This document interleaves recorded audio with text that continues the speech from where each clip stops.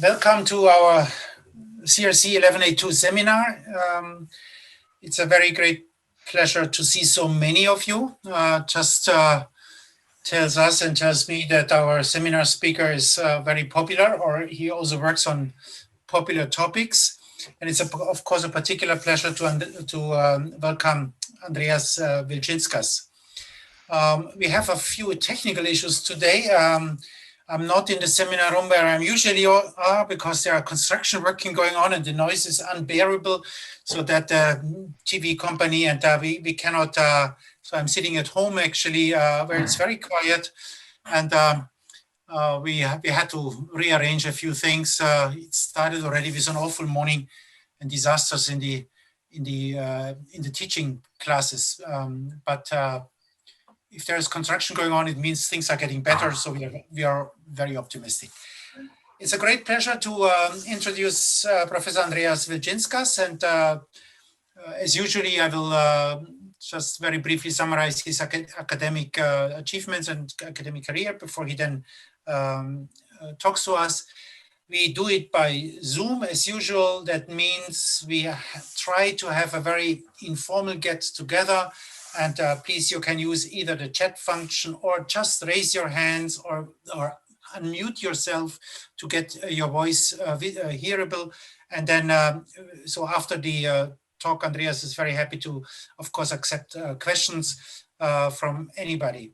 He's also a very busy man, and so we had to arrange this talk now because later on he will give a talk at the Senckenberg Institute, and he just told me he will give you the link, and if you're interested in hearing more about and a different story, then you can also listen to him tonight in his Senckenberg talk. Andreas Vilcinskas is a true zoologist. He studied zoology at the Freie University in Berlin and got there his PhD and stayed there for a while as a postdoc or an assistant, before he moved to nearby Potsdam, where he had a Vertretungsprofessur for some years, also in zoology. And then he moved to Giessen, where he is now as a full professor. And he's also, in addition to the professor at the university, he is the head of a Fraunhofer program, bioresources. He's also the head and the coordinator of a Löwe Center on Insect Biotechnology. Andreas, as I said, is a true zoologist. His papers have an enormous scope and are focused and directed towards both the expert community as well as the general public. In his early days, he wrote beautiful books on aquatic organisms, on fishes. He knows all of that in depth. He goes snorkeling, he goes diving, and because of that deep knowledge of how animals function in their natural environment, he uses that knowledge and for us as biotechnology tools, if you want to say, and he will talk about that, of course. So with that, I think I would really like to thank Andreas that he puts this seminar far in the north into his busy schedule. And he will talk now about symbiont-mediated evolutionary success of insects. And thank you very much, Andreas, and the floor is yours. Thank you very much, Thomas Bosch. I feel honored and privileged to give a talk in your SFB. We know each other for decades in between, and frequently we are in contact on meetings, and I appreciate to have this opportunity to give a small update on the research that we are doing. As Thomas already said, I'm heading the Institute for Insect Biotechnology, which has been established in Gießen in 2015. And we established here a Fraunhofer Institute, for which we obtained a new research building that you can see here at with the picture. So a few slides general from my side. So I start always with a provoking claim. Learning from insects means learning how to win. This is more or less to attract even the non-specialist reader. And my argument is, how can you claim something like this? Insects are the most diverse and therefore the evolutionarily most successful group of organisms. More than 1 million species are described. Some others, let's say, give estimations, 10 million, I don't know, more than 1 million are described, and this is by far the highest number of species which is known from any organism group. The biodiversity at species level that everybody can see can be expanded to the molecular level, and therefore insects represent an incredible compound library. And one of our superior goals in insect biotechnology aims to explore and to develop this compound library for human welfare. For those of you who listen for the first time to my talk, I need to give a short explanation. That is the definition that we have provided. What is insect biotechnology, for which we have also introduced the alternative yellow biotechnology. We consider this is a development and application of biotechnological methods to translate the entire insects or their molecules, cells, organs, or associated microorganisms into products and services for specific use in medicine, agriculture, and industry. This was years ago an emerging field, and I would like just to give you an example how we are exploring insects as a bioresource. So one of our research fields addresses the antibiotic research. So we had a long-lasting program with the company Sanofi, one of the big players working in antibiotic research. And they are jumped out like many other big companies now because the return of investment is a problem with antibiotics. But they gave us as a, let's say, a gift, the biggest strain collection in the world, the biggest industrial strain collection in the world, with about 120,000 strains of bacteria and fungi, which we are now hosting, and we can explore this for natural product research. However, when I started with Sanofi, I tried to convince them to expand the strain collection. The reason is most, if not all, strain collections have focused on the same microbial taxa because the origin is mostly soil microbes. You see here a nice picture from Nature Reviews Genetics, and you can see here this is the entire kingdom, the bacterial kingdom, and you see in blue those taxa which have been studied in natural products research, and in red those taxa we have never found or never done some natural product research because they are not cultivable or something like this. So my idea was now to switch from these cultivated microbes to uncultivated microbes. It doesn't make sense if you screen 20,000 streptomycetes or actinomycetes to further explore these groups. It's better to go to those groups which have never been sequenced before or studied in this regard. And I try to inspire them, let's say, on one hand by evolutionary hypothesis and other to attract them for insects. So when we sequence the genome, for example, of the termites, so I contributed just with the analysis of the immune system, and we could find only a very small number of antimicrobial peptides when compared with other insects. For example, the ladybird, Harmonia axaridis, has more than 50 different antimicrobial peptides, and here there were only a few. This raises the question, how can they survive in the termite nests? Because it's in the soil, it's warm, it's humid. Normally you would expect that there's a strong microbial growth there, but there's nothing, they're almost clean. And I was interested to study, let's say, the microbiota associated with termites, particularly in the nests, because my hypothesis was that they are associated with microbes that sanitize the nests. The problem today is you cannot go to the tropics and take samples, make natural product research because we have a Nagoya protocol to prevent biopiracy.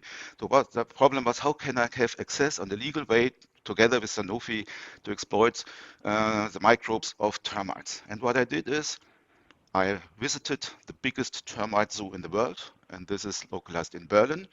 My colleague Rüdiger Plache, who studied with me at the Institute for Zoology, is now hosting the biggest termite collection in the world in the BAM, the Bundesanstalt für Materialforschung. They have 30 different species in, let's say, for more than 60 years cultured. So the idea was to study, to take samples there and to see what are the typical microbes that may protect the termites to become overgrown by microbes. So what we did, we applied a new set of methods that we have here developed. We applied microfluidics, FACS system. So we coupled, for example, in the oil droplet, a strain for testing, a screening strain with an indicator strain, fluorescently labeled. And if the other one bacteria is producing something, killing the other, then there's a loss of fluorescence, and you can sort it out and immediately isolate these microbes. So you see here we have these micro droplets technology, and this was highly successful, this approach. So we identified a large number of new strains. And here you can see exactly what I expected was coming, that we have found, for example, planktomycetes, chloroflexi, bacteroidetes, Acylobacteria. All of these groups, let's say, represent untapped sources for natural product research. We started in between to culture them, for example, planktomycetes were now started culture, and we could see that some of these microbes really produce antibiotics that sanitize the termite nest. And this is what we are now expanding. We expand the strain collection with a Fraunhofer collection focusing on insect-associated microorganisms. It could be pathogens, but also symbionts. Now, given the topic of the SFB, meta-organisms and meta-organisms, I focused on some projects that are highly related here, and one was funded by a program between Fraunhofer and Max Planck, together with my colleague Heiko Vogel from the Max Planck Institute for Chemical Ecology in Jena. We got a project funded which we called AIM Biotech, the application of insect-derived microbes in industrial biotechnology. Our idea is that the evolutionary success of insects can at least in part be attributed to their microbes, which enable them, for example, to adapt to unusual diets. And these microbes could be of particular interest for the industrial biotechnology.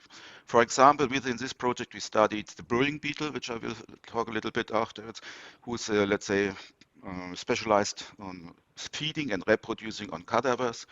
We analyzed the black soldier fly, which has become in between now the second most important insect in the world from the economic perspective, because it's the insect species which is widely used for insect farming. And in addition, and this is a nice question, is we analyzed also the clothes moth, asking the question, why can the caterpillar of this species feed on clothes and 100,000 other species of Lepidopterans cannot? So what is the difference, and can this be attributed also to the microbiota? And our goal was to isolate these new microbes and to see whether we can, let's say, develop their applied potential to produce antimicrobials for food preservation, biotensides, enzymatic bioconversion. And this is exactly what I would like to present in a few examples. So when the burrowing beetle is relatively unique. It's unusual among coleopterans because it shows biparental care of their offspring. And the burrowing beetle can locate deceased animals within 1 day after its death up to distances to 2 kilometers. It's very easy to catch them. You just put a dead mouse in a yogurt cup in the forest. It starts now and then. Overnight you can collect them. It is very interesting that these burrowing beetle can prevent the decay of the cadaver. It's very easy to see, as here in the picture, if they are unattended, the carcass, then you see it's fastly overgrown by fungal mycelia, by bacteria. But if they are attended by the beetles, there's no microbial growth, and they form something what we call a cavity in which they, let's say, in which this cadaver is embedded.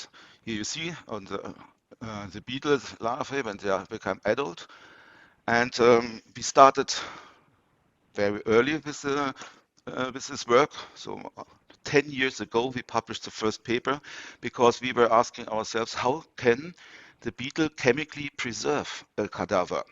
So we analyzed by mass spectrometry the oral and anal secretion, and in total we identified more than 30 different compounds which have display antimicrobial activity and which are also used by the food chemistry for chemical preservation of food, for example, benzoic acid, phenylacetic acid, and so on. So this was a starting point, and more and more colleagues became interested, also Heiko, and then we continued within the program, and our idea was to dissect the entire let's say, to explore the role of the associated microorganisms. So here you see the mouse, and here you see the gut parts, the foregut, the midgut, and the hindgut of the beetle. And we applied a lot of modern omic methods, genome editing, microbial cultivation, proteomics, and the ultimate goal was to understand how the cadaver is conserved. So, and regarding the meta-organism, the most interesting point is that we identified a relatively unit gut microbiota. And when you see here the left panel, you see different areas of the gut, and you see that there's a high expanded number of antimicrobial peptides, and you see that their expression is restricted to certain areas of the gut. So the boring beetle has to control the gut microbiome just, let's say, to protect the beneficial gut microbiota from those microbes that are taken up with the diet, for example, with the food or with the cadavers. And we then started to isolate individual bacteria to see or see what they can. And one of the most interesting findings was in the hint gut, where you have aerobic conditions, we identified Yarrowia yeasts unexpectedly. And Yarrowia is maybe known that is the yeast which has it's a working horse for biotechnology because they can produce a lot of different compounds and they can even degrade fat and other components. So for the biotechnology people, Yarrowia is a well-known thing, but here we could find completely new strains. So we just sequenced their genome and now we are trying to get, let's say, to use them for applied purposes. The interesting thing was that the compounds produced by the boring beetle to chemically preserve the cadaver are not produced by the beetle, but by this yeast. And astonishingly, we could also show that this yeast is capable to degrade Cadaverin and Putrecin. These compounds give a cadaver the well-known smell. You know, everybody knows how a dead cadaver smells, not very nice. And to prevent that other competitors are attracted by Cadaverin and Putrecin, these yeast degraded. So a cadaver tended by the boring beetle doesn't smell. It's really clean. And this is very interesting. You can, for example, use this one to make filters for slaughterhouses to remove the bad smell that is originating from there. And we are now, let's say, producing this in an industrial scale for other purposes. And I think this was one of our most important discoveries. It's not over. We have still recently identified new Yarrowia, which is very specific. And I think this is exactly showing what the meta-organism, the boring beetle, would not be able to feed and reproduce on cadavers if he had not such a yeast to which is associated. So the genomes of both species show that they're really unique new species. So on the other hand, we were interested by the gut microbiota, and the idea was if the boring beetle is living on carcasses, it's exposed to cadaver-borne pathogens, but also to soil-borne pathogens. And the idea is maybe some of these microbes could also produce antibiotics. As I told you in the beginning, these entire microbial strain collections in the world, they are mostly soil originated, and bacteria and fungi fight against each other wherever they are able. So it's not a lack of antibacterial compounds that we have, it's a lack of those compounds which can be developed to antibiotics. Because normally there's no selection in the soil that these compounds do not target eukaryotic organisms. But if bacteria in the gut of the boring beetle produce antibiotics, millions of years of selection have assured that these antibiotics do not harm the host, the boring beetle. And therefore, you have a higher probability to find new antibiotics that can be developed. So our question was, does Nicrophorus vespilloides harbors antibiotic-producing beneficial bacteria in the gut? And could this be a source for natural products? What you see here at the left panel is that we isolated a number of strains from the gut. And you see here in red, this is activity against bacteria that we have tested, predominantly E. coli, Pseudomonas aeruginosa, Staphylococcus aureus, but also yeasts like Candida albicans. And you see that some of the strains produced high activity, and we picked them and then we screened what are they producing. And one nice example was that one Zeracea strain, for example, produces Ceravetin W2, which displays antibacterial and nematicide activity. This is interesting because the boring beetle has also phoretic nematodes. And if they are, let's say, they have to control these nematodes, if the gut is too full, they have competitors. They can faster also than competitors, in fact, for the carcasses. So that's interesting that these bacteria produce nematicidal compounds, let's say, to suppress the development of associated phoretic nematodes. So we are still continuing. It's a lot of work. We can be busy over years just to get all of these strains isolated. Not everything is published immediately. Only those things that, let's for example, here it was a known compound, so we said, okay, we published the method, but we are continuing here to analyze these microorganisms. So I will switch to another nice example. I think some of you have also been in Africa. When you go to the Kruger National Park or to other forests, you see mostly skeletons of buffalo, of cattle and antelopes. And here you see something special. This is a horn from an antelope, and you see certain structures on it.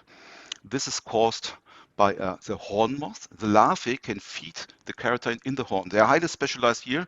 This is exactly an example how you see how how microbes can help the lepidopterans to explore a new ecological niche. And the larvae, there's a small horn in the horn, and let's say the excrements build these structures that you can see here. And through these holes, they also hatch and emerge the butterflies. This has inspired me. I would like to study these lepidopterans because they have a unique ecological niche, and the food source is a challenge. These horn moth belongs to the same family, the same genus like the clothes moth, and both are able to feed on keratin. This is challenging because keratin is an insoluble complex polypeptide. It's a supercoiled helical structure and many cysteine residues forming disulfide bridges, though it's highly resistant to enzymatic degradation, although it has a high potential as an excellent and abundant nutrient source. Keep in mind how many keratin resources we have. Slaughterhouse waste, for example, horns. All of this cannot be used because keratin is highly resistant to degradation. Today, only keratinases have only been discovered or found in bacteria and fungi. And we are very interested whether we can also find something like this in the clothes moth. So here you see the clothes moth is a synatropic insect. It originates from Africa and has now a distribution worldwide. So it accompanies humans and feeding on carpets, feathers, everything. So our idea about to isolate gut microbiota, and the problem here was the bacteria are not abundant. When you make a microscopic inspection, you do not see very much. So what we need is first, we need to have an assay to detect them. So first we isolate the bacteria and then we test generally for proteolytic activity on casein plates.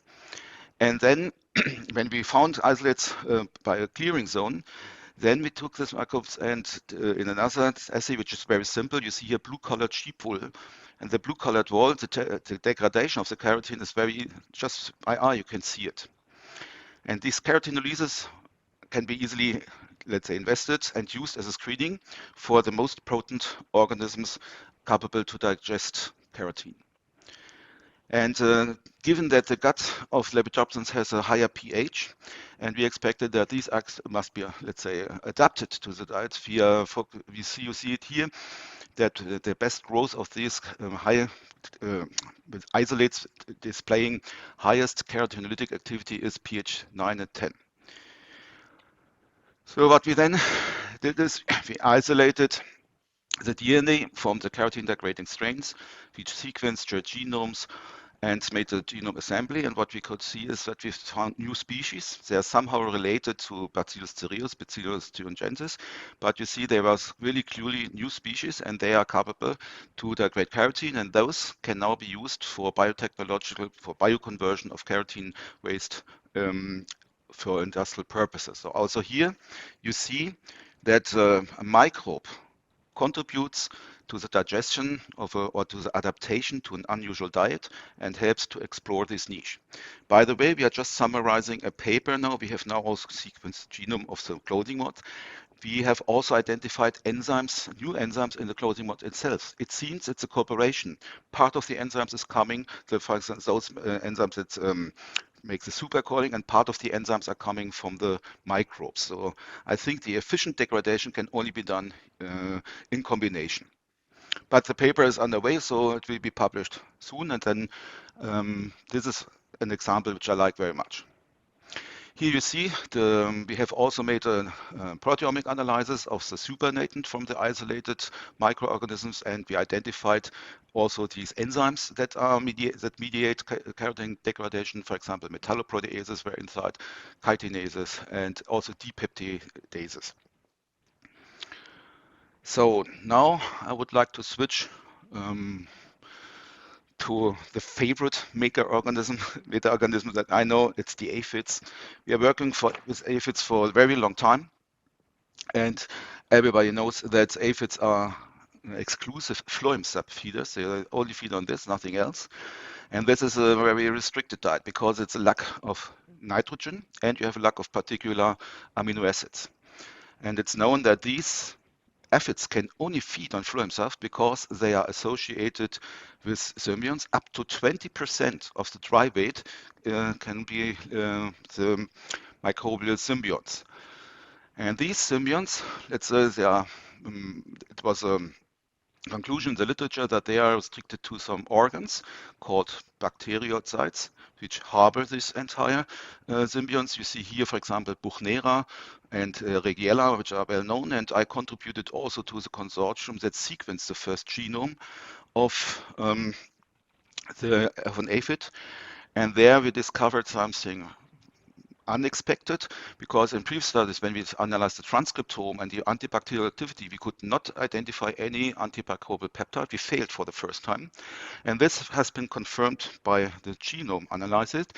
So when you compare here the genomes with other insects, you see that aphids lack completely antibacterial peptides. Until now, nobody has found something. The only thing what they have is the taumatines, and we discovered that taumatines, let's say, display an antifungal activity. So they maintained the taumatines, but they lost all antibacterial peptides. And the loss can be expanded beyond the effector genes to include the entire IMD pathway has been lost in aphids. So this was the first big example where you can see loss of antimicrobial peptides. And this, it's still, as far as I know, there are no other antimicrobial peptides have been found so far. So the question emerges now, why have they lost IMD pathway and antibacterial activity? And one putative explanation could be that they are so highly dependent on their symbionts that they, if they harm them, they would die. But in this time, I was a little bit skeptic, because why have they embedded or harbored in bacteriocytes? So you can have antibacterial peptide outside where they are protected. So I couldn't believe this.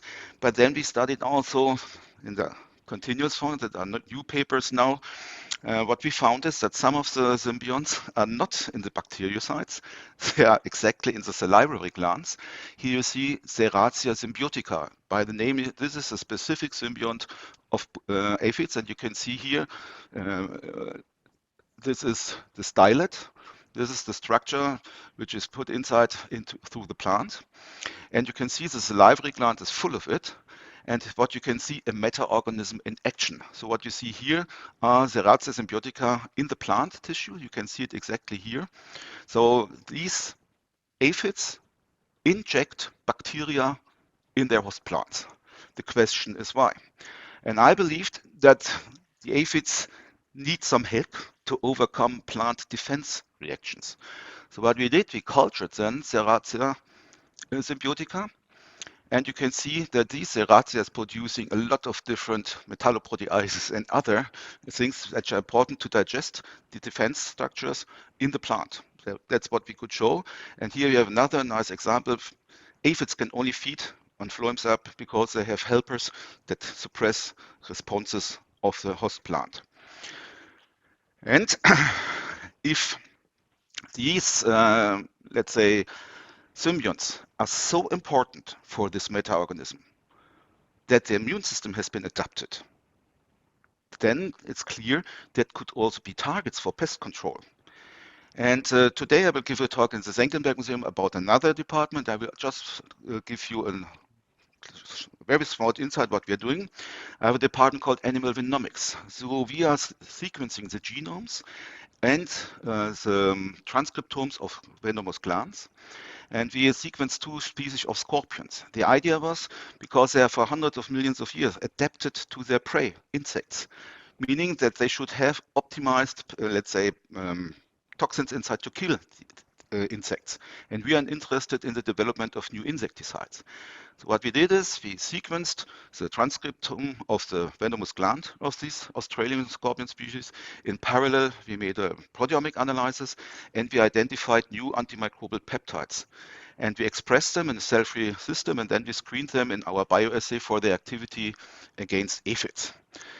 And what you can see here is that these antibacterial peptides kill the symbionts of the aphids, both Buchnera and Serratia. And this is also the reason why these antimicrobial peptides have such a, let's say, strong impact on the survival. They cause mortality, which is similar to the common insecticide imidacloprid, for example. Here you see the mortality rates displayed by in gray, imidacloprid, and here this dotted line, for example, shows you this is a scorpion peptide. So it shows a similar activity.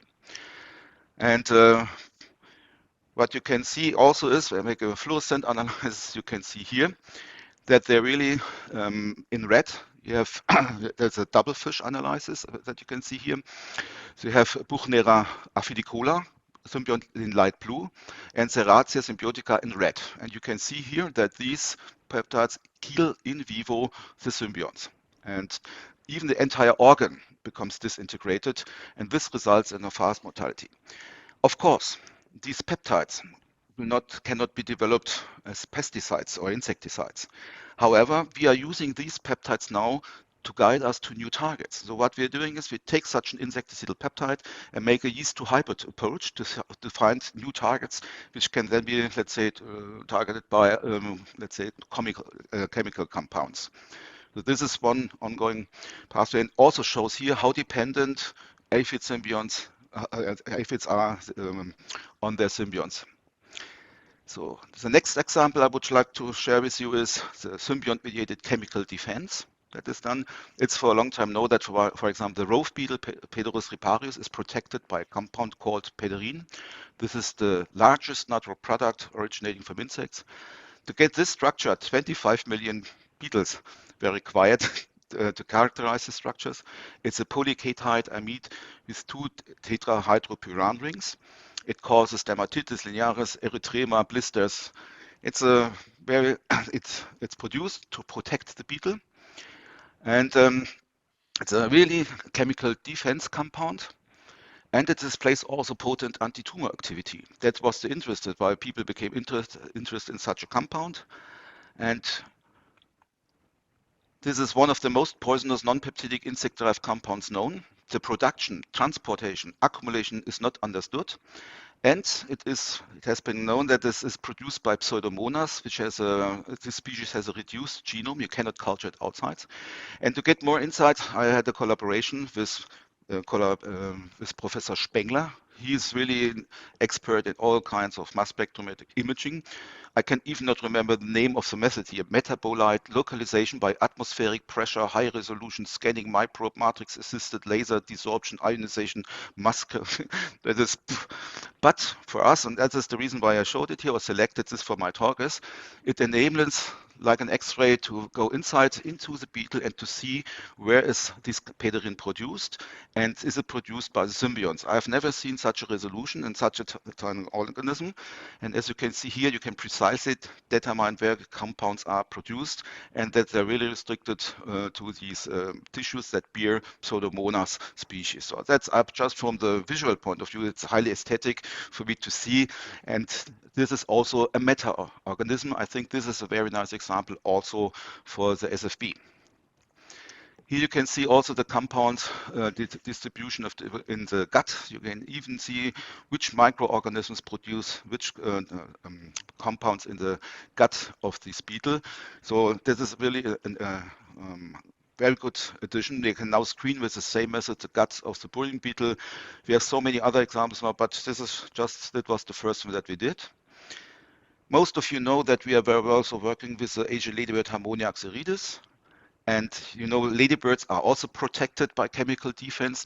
They smell very bad. If you put it on your hand, you have yellow-like color on your tips or and the fingers. And this defense mechanism is called reflex bleeding. So they have the hemolymph is pressed out through these intersegmental skins, and then it, let's say, it tastes very bad. Birds have to throw out afterwards the ladybird, and I think this is the reason why they have this color, to remember the bird, please don't eat it again. So it was for a long time known that the compound which protects the ladybird beetles is called methyl methoxypyrazines, but we could show that these methyl methoxypyrazines are also not produced by the beetle itself. So because the concentration of this compound is higher in the gut and in the hemolymph, if it is produced in the fat body, we would expect a higher concentration in the fat body. And what you can see here is also that antibiotic treatment reduced the methoxypyrazine concentration in the beetle.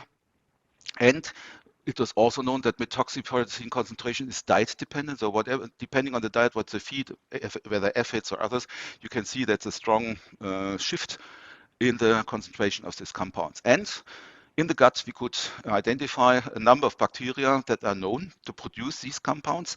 So there is no evidence that the beetles are able to produce it. We could show that this, or we have the hypothesis that the chemical defense based on methoxypyrazines is established by symbionts. So let's continue with Asian ladybird, and I think this is something which I have presented also in my previous talks at the SFB. That's just to remember. At that time, when we started to study Harmonia axaridis, I was surprised when I first time looked in the light microscope. You see here, these are the hemocytes, and here you see a parasite. It was highly abundant. I couldn't believe that this insect is still living. It is full of a parasite, and we took really a time to find out what it is. It's Microsporidia, and you can see it here. For example, they are related to fungi, and they have a polar tube. This is extruded here. You can also see it here in the microscopic inspection. So at that time, we were also analyzing the defense based on the compound harmonine. I would not go here, just as a brief remember. What we did is, we were not sure. There were publications that when native ladybirds feed on the eggs or the larvae of Harmonia, they are dying, but not vice versa. This cannibalism is called intraguild predation. There's no German name to translate it, really. And this intraguild predation raised the hypothesis that maybe chemically that Harmonia is protected from predation by the compound harmony. So we have synthesized harmonine and injected this into the 7-spotted ladybird, but there was no effect. When you just take hemolymph from Harmonia axaridis and you inject it in Coccinella septempunctata, they are dying. But if you inactivate the compound, there's no effect. But then, and this was a really hard job, to purify the microsporidia, hundreds of beetles have to let to concentrate to really sure that it's a pure compound, that we could show that the microsporidia caused this death. And this inspired our hypothesis that if the microsporidia do not harm the carrier, but kill native intraguild predators when transmitted, then they function like bioweapons which contribute to its invasive success. This is also a nice example for a meta-organism. Here you see that the associated microorganisms have display a beneficial impact. Here you can see it very easy. Here, for example, this is a the larvae of the two-spotted ladybird, Adalia bipunctata, and when they feed on the eggs of Harmonia, they are dying afterwards very rapidly. So this is a way how to get rid of native competitors. When we published this so many years ago in Science, we got a lot of public interest, but we continued now. This was the old stuff. And we screened also other pathogens in Harmonia. And for example, here we found that some of them are associated with nematodes. And these nematodes are also associated with a number of bacteria. And we could find a number of species here, Pseudomonas redgeri, for example, which are highly efficient killers of insects. And so that means there's more than only these microsporidia, which can play a role in intraguild predation or in competition with other ladybirds. So, however, our paper at that time has inspired many researchers to screen also other insects, whether they, let's say, whether there's a spillover of pathogens. And there are a lot of papers now that has become really its own field now, that invasive species carry or are co-introduced pathogens that can maybe play also a role in the insect decline. And this has so far been underestimated. So I got a lot of invitations for reviews. The problem is, for example, here we published this one in Current Opinion Insect Science on others, but the problem is this is very difficult to show. Is there really spillover by co-introduced species? Can you really detect it? That is something that is really not so easy to address. And therefore, I was thinking, how can we do this? So what we are doing now it's a recent project what we are working on to analyze these putative spillover of pathogens from, let's say, invasive species. We need a pathogen detection system. So what we are doing now is we go to two different systems. Here we develop a DNA microarray, which is also known as DNA ship or bioship, which has a collection of microscopic DNA spots attached to a surface glass, to a glass surface, which can be used to genotype multiple regions of a genome. So this is one aspect that we're going. The other one is a principal lab on the chip, where you have extraction, amplification, detection, everything together. And we would like to have an outread similar that you can see here, that you see, okay, in this insect we can find this and this and this pathogen. This is, we hope that we are successful, that we can accomplish this project. We started just now, we got the funding now for this. And the key research questions that we would like to address is there higher pathogen prevalence in insects from agricultural landscapes when compared with insects collected in natural habitats? Because, for example, even pesticides in a lower concentration can harm the immune system, for example. And has the pathogen prevalence increased in past decades? Our method should be able to, we can also analyze museum samples, for example, in Senckenberg, to go to all these old samples and screen whether you have pathogen loads, what kind of a pathogen load or prevalence was in the past and what is now. And we would like also to expand our research. Is there a spillover from pathogens from introduced and or invasive insects to native insects? And just a nice example that you have to find is, this one is my favorite example now. There's a new hornet from Asia coming via the south from France. And in 2019, this hornet has first time been observed here in Hesse. So, and the recent publication shows that this hornet bears, let's say, has 19 different viruses. Some of them are known bean viruses, but others are new. And now we would like to see whether there's a spillover from this hornet to our native wasp species. And we have a very detailed knowledge about their occurrence in Hesse, so we can see on the long run whether these invasive species, let's say, can result in a decline of native species. So that is what we are doing in the next years, and hopefully we can show or find out whether or not pathogens play so far underestimated role in the insect decline. However, this is basic research, and we are in Fraunhofer interested to do applied research, and we focus to another invasive species. Maybe you know it, Drosophila suzuki-i. This is also from Asia coming here, and this Drosophila species has a unique ecological niche. Everybody of you knows Drosophila. They are feeding on decaying fruits, for example, but this species doesn't wait for the decay. They have here a certain ovipositor. You can see here, they can lay their eggs into the fruit, and they, let's say, can use more than 300 different fruits, including grapes and so on, as a host. Here you see some data from us. In 2012, we had the first record in Hesse. In 2014, 1/3 of all fruit growers in Hesse had a total loss. And it's predicted that we have to give up fruit growing here if we have no option. How can we target this organism? So, but for me, it was a nice opportunity to test the hypothesis whether introduced invasive species are associated, let's say, with pathogens that can have a spillover. So I have and the idea was to find viruses for the development of biological control options. Viruses, because they have a high host specificity. Most viruses are highly specific for one species. So these enable selective biocontrol options. And there is no risk for non-target organisms, which is highly important nowadays. You know, the insecticides have been banned, so the demand for biological alternatives is growing. And the application of insect virus is accepted. Every organic grown apple is treated with this granulose viruses, so nobody takes care that tons of viruses are, let's say, used to grow, for example, apples.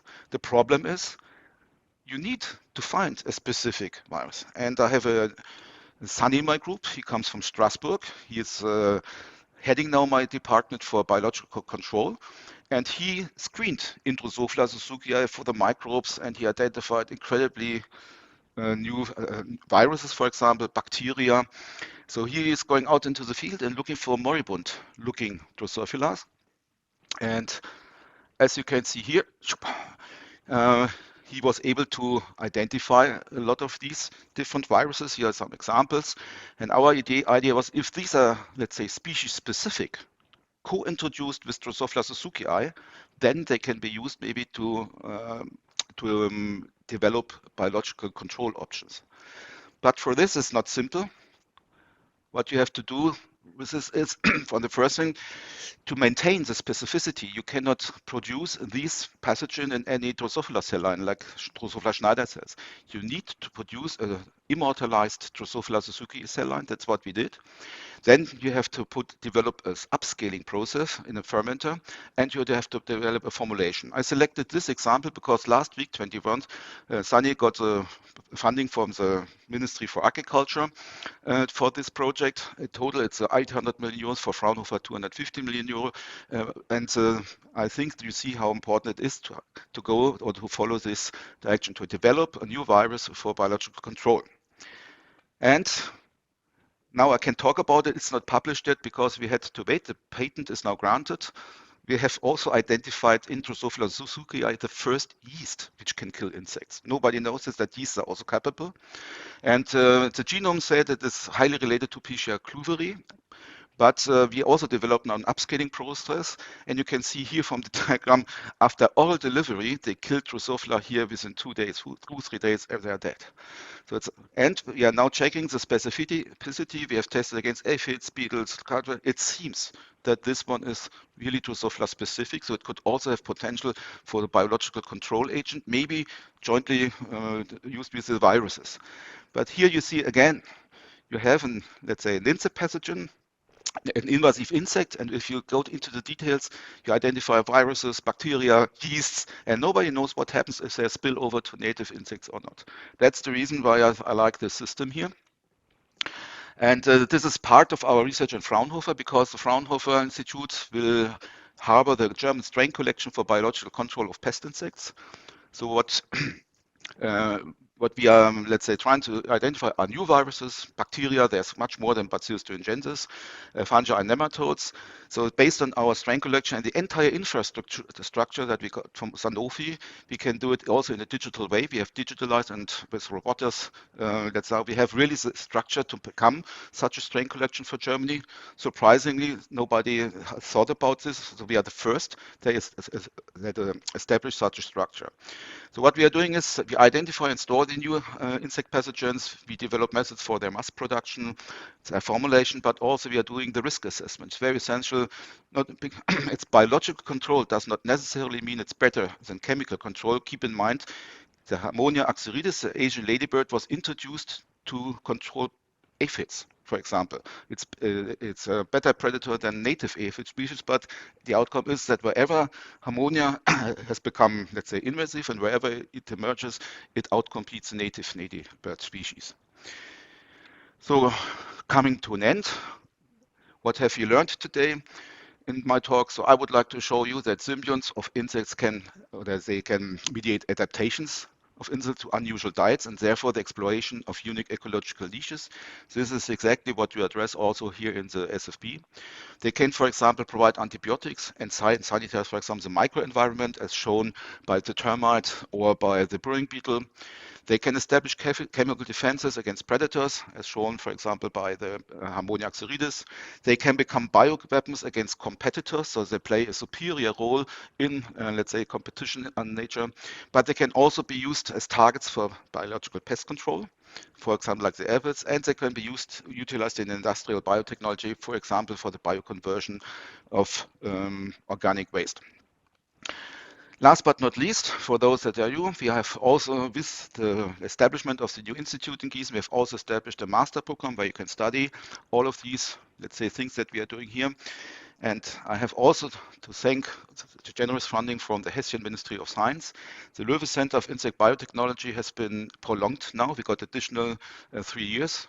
So in total, so for the first phase where it was a so-called research focus, we got 4.5 million euros. Then we had for 6 years in total 36 million euros. And now we got the prolongation for about 4.8 million euros until 2020. So in total, 46,000 million euros just for this Löwe Center. And we had 12 externally funded junior groups inside. All have been appointed as professors or have permanent positions. And now I have also another, let's say, Löwe Center together with the Senckenberg Society, which is called Translational Biodiversity Genomics. And I'm very happy that the Senckenberg Gesellschaft was inspired by my vision here to make a new master program for insects, because we do not have only an insect decline, we have also decline of entomologists. The experts are too old, and nobody, you see it in entire Germany, there's nobody really teaching insect taxonomy. And Senckenberg said they appreciated our collaboration, and they find now 2 professors. One is Steffen Pauls, teaching now basic entomology, and Miklos Balint is doing the environmental genomics. So I have now also 2 externally funded with W3 professors in my institute. And we have also a new junior course coming. For example, Cornelia Hades got a program from the Bundesministerium für Bildung und Forschung, about 3.2 million euros. So we are still happy that the research that we have started is ongoing. And you see here, that is a new research building. It's inspired by a beehive. You see it here. And we had a handover by the end of October.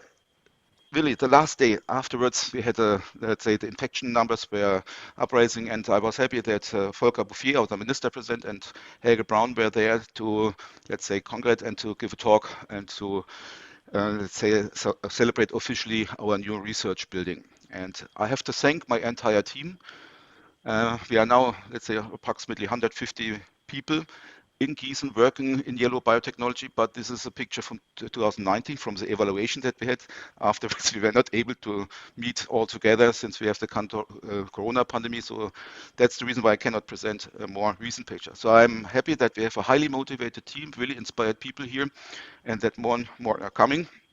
And last but not least, if you're interested to learn more, I give a talk in the Senckenberg Society in the evening. It's you can stream it here. Either by Senckenberg Live, you can go here, or a live stream the YouTube channel.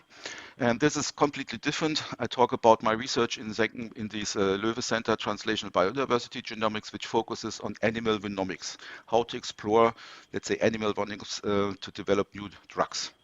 And with this, I'm open for questions. Thank you.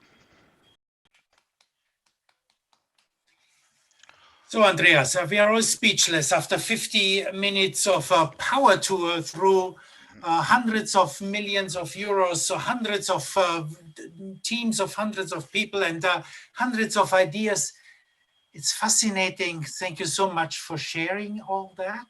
It's scientifically, it's conceptually, and it's technically, in my mind, outrageous and really fascinating.